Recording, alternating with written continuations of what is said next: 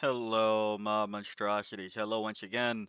Today I'll bring to you a journey with me as hopefully we all change our point of view. So, Wrathful Procession came out in Grotmas, and to that I read it and said it probably was meta dependent. So, is it now a meta into which this is better? But beyond that, after I did my Grotmas review with, a month of data or so, whenever I followed up looking through all of them once more, I kind of realized I think my main thing with Wrathful Procession wasn't the fault of Wrathful Procession.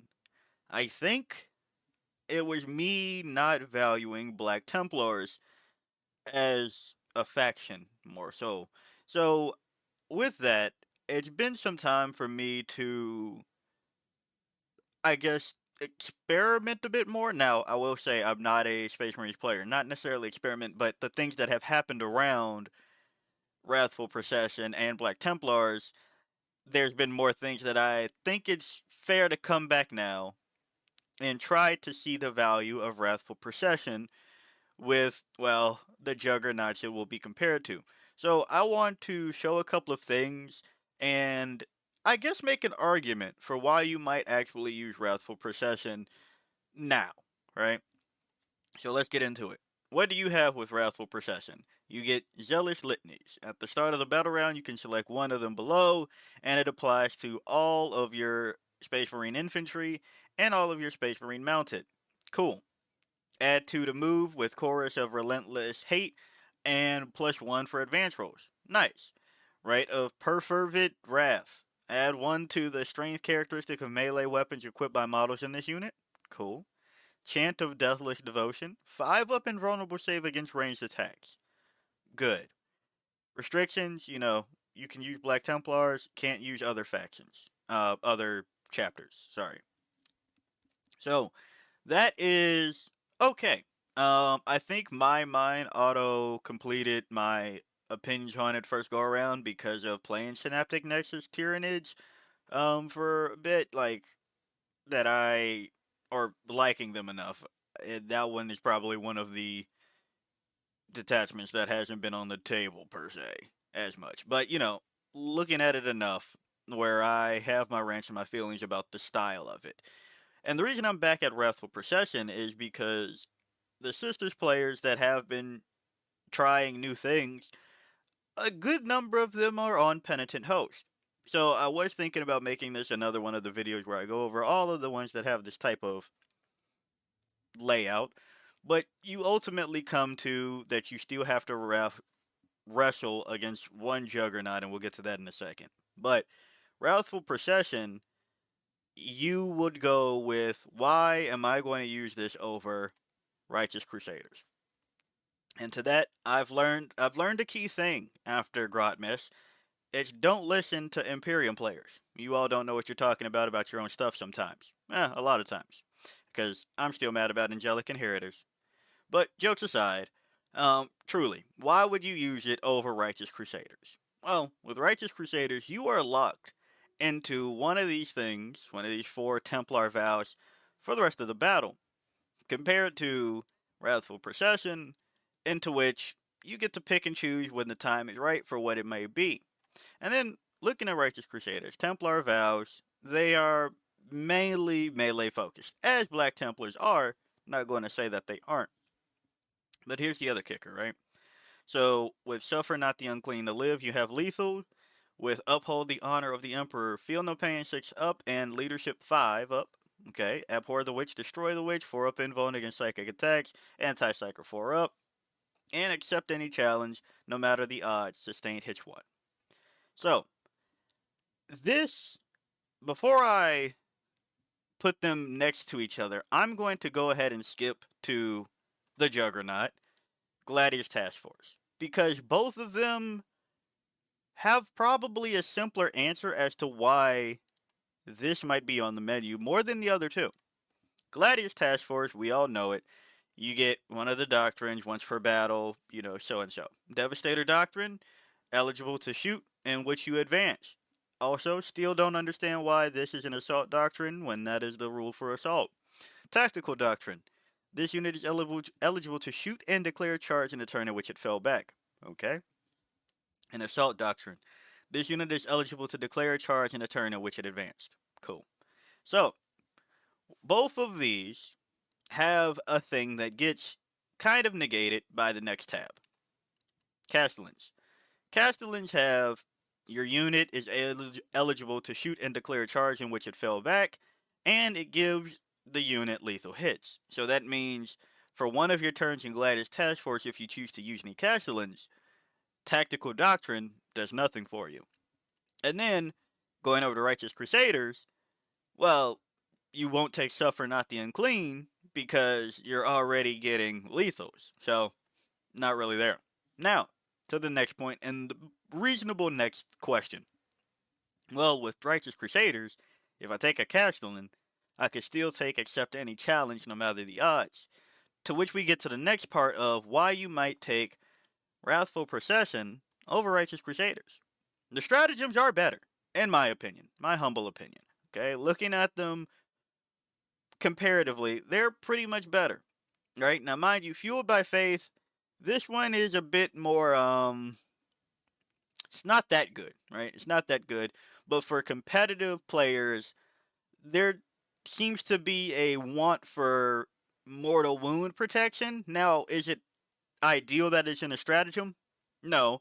But what I'm seeing is that a lot of them are like, hey, that thing that you were going to do to me, don't worry, I got 5 up, feel no pain versus mortal wound. So this is, I didn't value it that highly. I think most of the people in my audience that I try to go, hey, I only talk to like people playing against your friends. That's my level of advice. Might not ever use this, but it has a use. But then we come over to Brute Feather, and to which you can reroll hit rolls of 1, and you can ignore any or all modifiers to the following: weapon skill characteristic, hit roll, wound roll for the fight phase, right? That is very important because, as I've established in a couple of videos now, we're seeing a lot of -1 to wound if the strength is greater than the toughness, if the strength does woo up to bam, -1 to hit. Uh, well, you know, this is the fight phase, so I was going to throw in stealth, but we're seeing a lot of things into which modifiers are affecting damage output. So, Brute Feather lets you do that, and that's first off and foremost. Armor of Contempt everybody has. Relentless Momentum, I like it. I like it. It's approaching as good as any of the stratagems that give you pile and consolidate 6 inches. Almost as good when you extend that range out to 3 inches. Almost, right? And then Castigate the Demagogues, Precision, that's whatever. Voice of Devotion, choose a different litany, also whatever, right? So, and again, you have the option to switch back and forth for that. But going back to the stratagems over here in Righteous Crusaders, if you do go with Accept Any Challenge no matter the odds, because you can't, or you're not going to take Suffer Not the Unclean to live because you have Castellans in your list, right? This is the assumption that you're bringing Castellans because you want to capitalize from Black Templar models, from stratagems or something like that, and just playing Wrathful Procession, or sorry, playing Black Templars, that is. We go back to the thing that you get as a bonus for Righteous Crusaders and being in that vow is that you can add 1 to the result to stopping an opponent that isn't a vehicle or monster from falling back. And yes, that happens, but is that valuable? I wouldn't say so. Crusader's Wrath. You have fight phase +1 AP. If Suffer Not the Unclean to live, the one that you're probably not taking, unfortunately, +1 strength. Now, you won't have the same AP bonus. You won't over here in Wrathful Procession, but what you do have is Rite of Perfervid Wrath. We'll see if I'm saying that right later. You do still have access to +1 strength some way. So, that's without need of a CP. That's access. Fervent Acclamation, it's the same, hey, you can get another one as we saw in Wrathful Procession, but you do get an addition for a unit. A character unit specifically, though. Now, That's different from completely replace the rule, but in addition to a vow, that's fine. Armor of Contempt is Armor of Contempt. Vicious Riposte, you have Fight on Death. Fine. That's okay. Not going to knock it. Don't have access to it over in Wrathful Procession. But I would like to mention the fact that you have a different form of survivability in Wrathful Procession that we'll talk about in a bit as well. And then finally, Devout Push gives you a reactive move. That's fine as well, or I shouldn't say a reactive move, more so a Blood Surge would be more appropriate. So you get a Blood Surge, that's fine.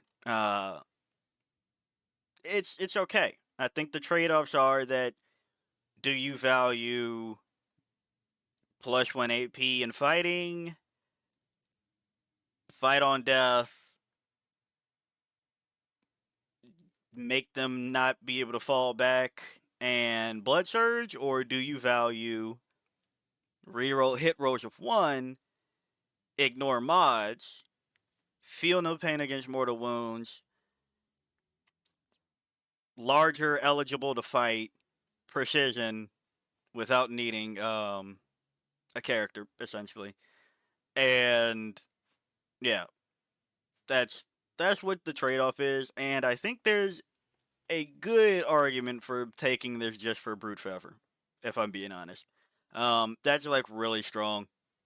That's pretty strong, especially when you combine reroll hits of 1 into the cast the lens lethal hits, or whatever unit you take that has lethal sustained. Reroll ones is good in general, but it gets even better when you are then taking lethal hits. So I think that's fine to go on that end. And then you have to think about the things that can be attached to whatnot. So Castellans, the Primera Sword Brethren, would then have access to, at the start of the fight phase, you can select one of the following effects: +1 attacks, or +1 to the damage characteristics of those weapons. Put those on the Castellan that can take them. Whoopsie. Don't know why that did that. But yeah, Primaris Sword Brethren can be led by Castellans. So, do you want reroll ones to hit for lethals, and additional attack, or do you want damage? And if you go with the lethals route, probably not taking Thunderhammer on the whatchamacallit. Probably not switching out for a Thunderhammer. But for the most part, across everything else, now you have a bunch of attacks rerolling ones to hit lethals, and not necessarily, especially if you bump up the number of attacks. Let's just go with everybody can have a chainsword, right? Yeah, let's go with chainsword. Now you're talking about 660, especially when you expand the range out to 3 inches of being eligible to fight. You're talking about close to 60 attacks with lethals rerolling ones, ignoring modifiers, right?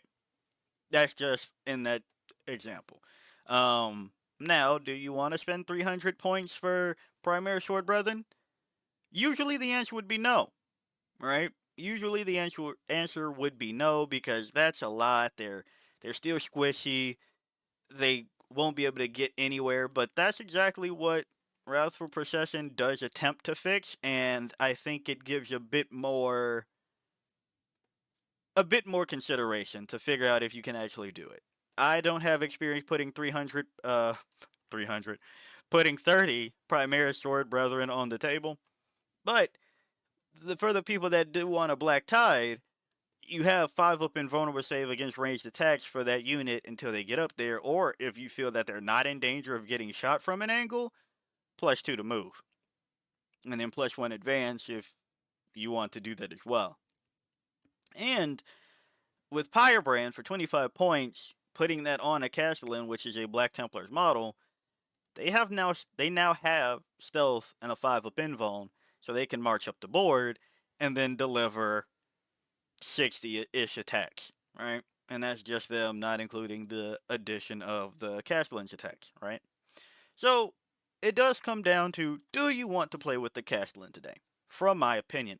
Moving on to that though, We have marshals, who are essentially captains, that can attach to something like assault intercessors.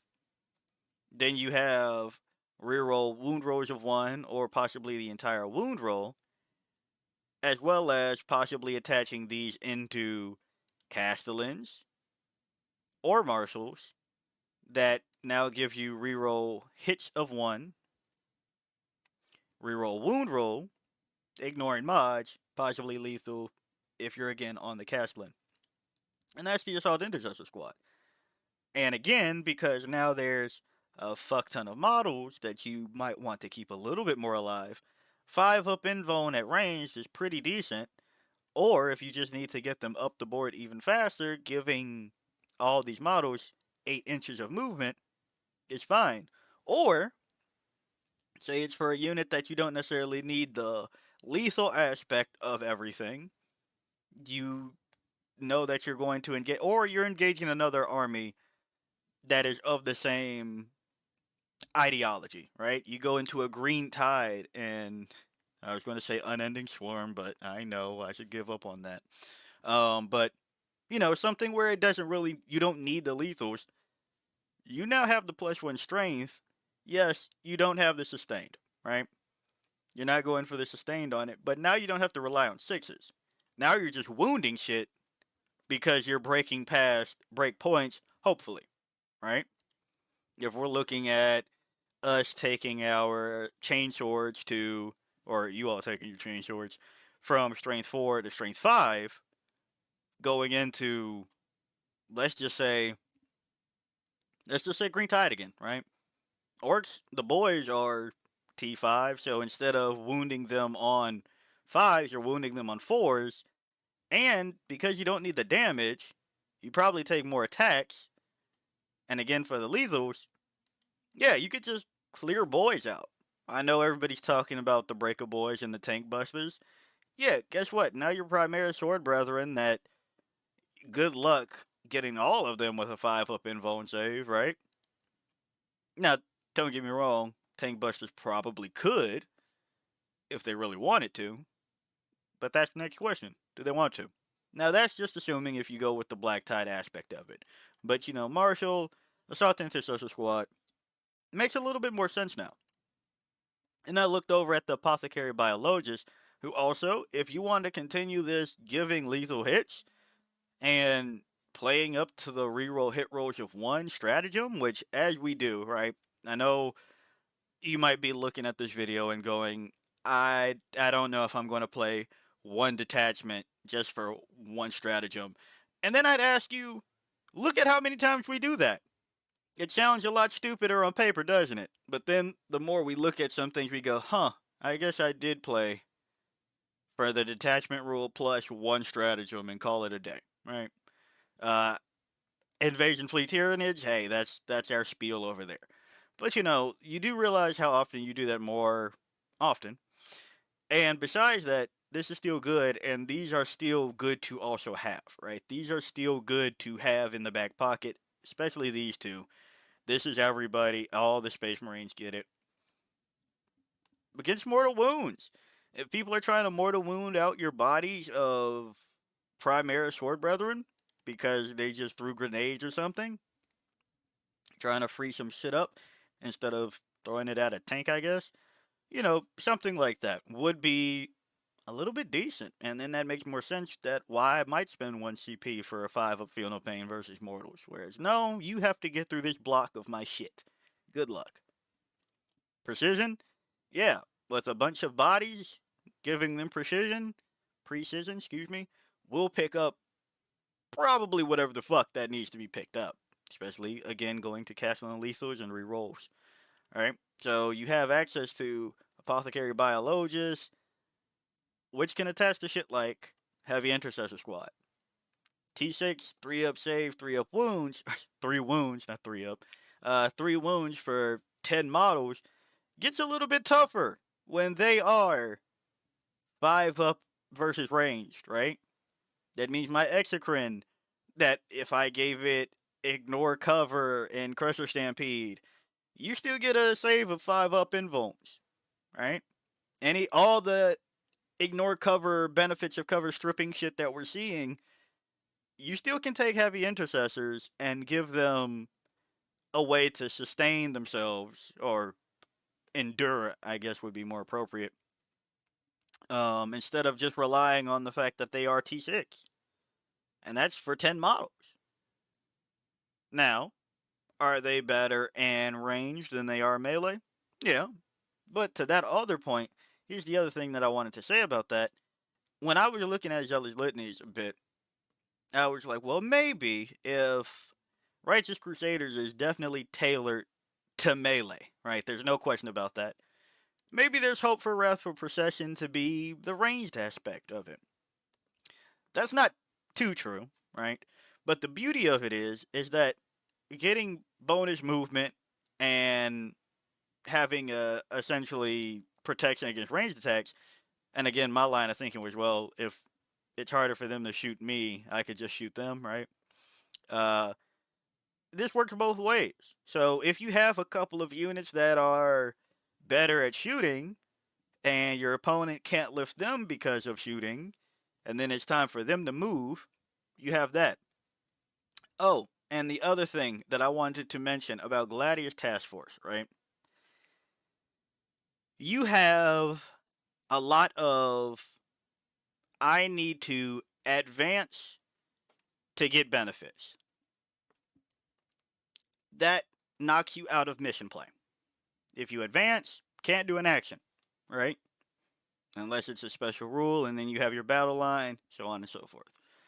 But for the Gladius Task Force argument, I can use the +2 to move to get things done regardless of whatever. I don't have to advance. I can advance, and now I have essentially +3 to my movement if there's something that really needs to be advanced. But as people are losing their mind about the Elves Codex coming out, +2 to move, not too bad. Not too bad. So that's another thing about the Gladius Task Force knock, where it's I could see where you still go, but my Gladius, I could just play my Gladius. Sorry, this is later. I definitely skipped some parts, but you know, if you advance, you can't score the points basically. This one still opens you up to doing that, and the Cashland, this one nullifies that. Also, going on to the stratagems of Gladius Task Force, ignore cover, but I have to be in Devastator for +1 AP. It's whatever. Lance. Lance is good. I have no knock against that one. But then you're also taking into account, do I want a reactive move that bad? Do I want fight on death that bad? I have this, right? So that's what it ultimately comes down to on the Gladius Task Force end. But going back over to Heavy Intercessors and Apothecary Biologist, it's like, alright, +1 armor saving if it is on an objective marker you control, and a 5 up invuln. Yeah, they might be there for a bit longer than people expect. Then going on to the chaplains, because it's like, hey, you want to use a chaplain? Here's a chaplain. Chaplains, decent. +1 to wound. Can attach to things that we've already talked about being okay. Chaplain with jump pack. Surprisingly, not the chaplain with on the bike that I think I'm a little bit of a fan of. But going back to chaplain with jump pack, +1 to wound on a jump pack unit that can attach to something like Vanguard Vets. Oh, would you look at that? There's more lethal hits. Huh. Lethal hits, rerolls. We've already done this spiel. +1 to wound. Yeah, that looks like models will pick up models. Or assault intercessors with jump packs. You can still just bring them because you want to do a bunch of mortal wounds. And, if they start on the table compared to starting in Deep Strike, just for the fuck of it, 14-inch move isn't too bad. Giving them +1 strength on all of their shit isn't too bad. +1 strength and the +1 to wound, not too bad. So I think there's an argument for that as well. But yeah, looking over Wrathful Procession, I was harsh on it the first go round, and I was harsh on Black Templars the second go round. But here's third time's the charm. Sorry, I don't know what's going on right now, but I think it's not nearly as bad as I thought it was. Um, is it that good? I don't know if I'm convinced, but for the things that are happening right now, movement wins games. We already know that.